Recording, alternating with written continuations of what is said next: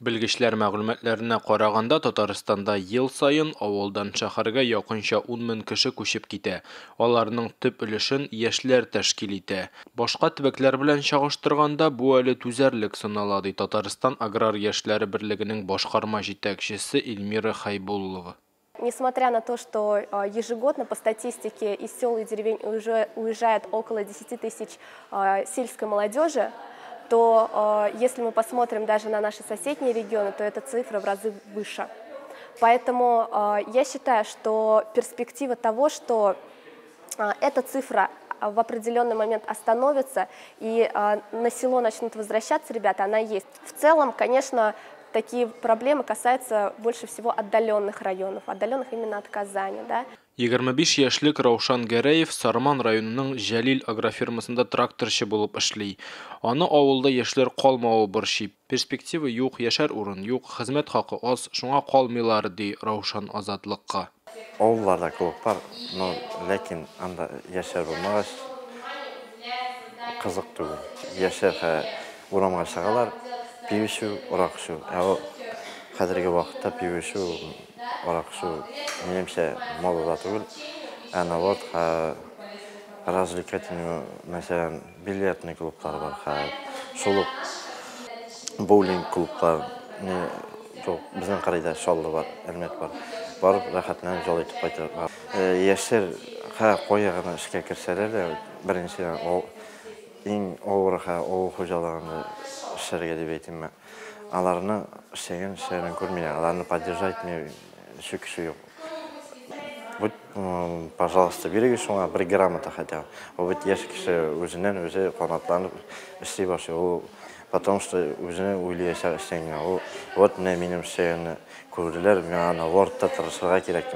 Авылларда эш, акча булмау егет кызларны китергә мәҗбүр итә. Шул ук вакытта калучы яшьләр авылда яшәп була дигән фикердә. Рамис Галиев белән Булат Шагыев авылда бизнес ачып яшәп була дип саный. Алар бернинди дәүләт ярдәмен өмет итмичә габгади гараж арендалап үз эшен ачып җибәргән. Анда да, монда да шул ук бер әйбер ул.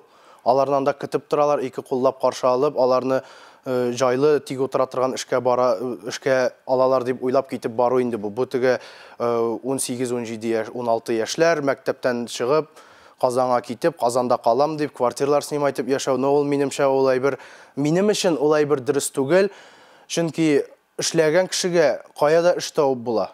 Кемгә ничек? Мин, мәсәлән, авылда торуны, авылда калуны, авылда эшләүне якынрак күрәм. Мин булай үзем өчен шөгыльләнәм, ничек дип әйтим. Хобби һәм шул хоббилыктан инде ул миңа аз булса да файда китерә. Мин шөгыльләнәм тимер эше белән, холодная ковка, сварка, шундый эшләр белән әкренләп кенә маташып ятам. Үзем основной эштә мин эшлим Атнинский оконный заводта. Мин башта иптәш майны сервисында эшләп караган идем. Ул мине рәтеп җибәрде бу эшләргә. Шундан соң мин уйладым да, нишәп үзем эшеп җибәрмәскә икән, үзем эшләп карамаска. Мин шулай тәвәккәлләп, үзем эшеп җибәрдем, үзем эшли башладым. Тегесе монсын эшләп җибәрсен, Казанга хәтле эшкә барып эшләп җибәреп булмый бит инде. Уйлыйсың, нәрсә килә, кулларыннан нинди эшләр килә, шуларны эшлисең инде, тырышасың әкренләп. Әтнәдә яшәүче Рөстәм Якупов та авылда яшәүне кулай күрә. Аның туган авылы инде күптән таркалган. Бүген аны картада да табып булмый ди ул. Моның сәбәбе яшьләрнең авылдан китүе. Рөстәм балачактан ук агач эшенә гашыйк. Беренче акчасын да сыерчык оясын ясап алган. Бүген ул фәкать бу эш белән генә шөгыльләнә, менә дигән йортта яшәп, эш баладан торган ишле гаиләне тәрбияли. Уезжают больше, мне кажется, из-за легкого заработка. В деревне ведь работать нужно, как говорится, и вставать с утра, и ложиться поздно. Но в городе это не мое, честно скажу, потому что я там уже и жил, и работал. Уже сначала сделал скворечник. Меня Бажай попросил, говорит, айда поставим на Авито, посмотрим.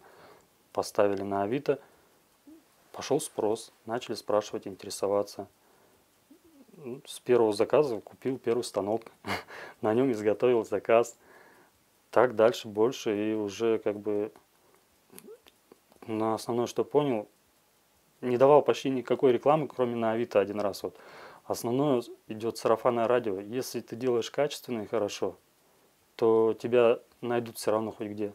Хоть ты в деревне, хоть ты в городе. Разницы нет. Люди за качественным товаром, они готовы в любую сторону ехать. Заказов прямо очень много, альхамдулилля. Еш кына авыл яшьләре дәүләт ярдәме программалары турында белми дигән фикер әйтелә. Биектау районының Ташлы авылында гомер итүче Айгөл Бикмуллина 10 елга якын терлекчелек белән шөгыльләнә. Алар 200 каз, 20 сыер, 40тан артык үрдәк асрый. Эшне башлаганда дәүләттән кредитлар алырга туры килде. Ул акчаларга трактор, УАЗ машинасын алдык ди ул. 2017 елда дәүләт биргән 200 мең сумга яңа сарай салганнар. Язга чыктыкмы, чабыш катлар шикелле инде без инде кая кас саталар, кая чебиш саталар, шуны сашатыр башлыйбыз инде. Күңелүс инде бизнеслар баргаштан.